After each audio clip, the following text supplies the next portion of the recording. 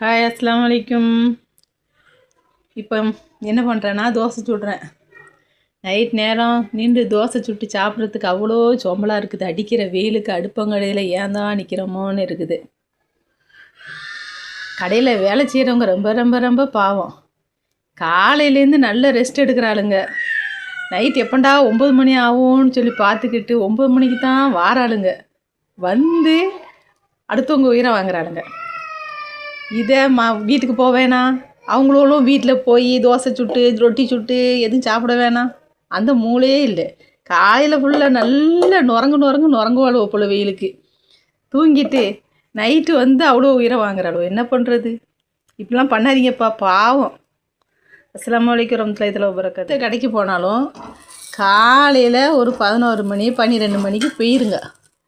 அப்படி இல்லையா மதியம் ஒரு 4 மணிலேருந்து 9 மணி வரைக்கும் போங்க. அதுக்கப்புறம் போகாதீங்க. அவங்களும் பாவம் தானே. இதை மாதிரிலாம் பண்ணாதீங்க.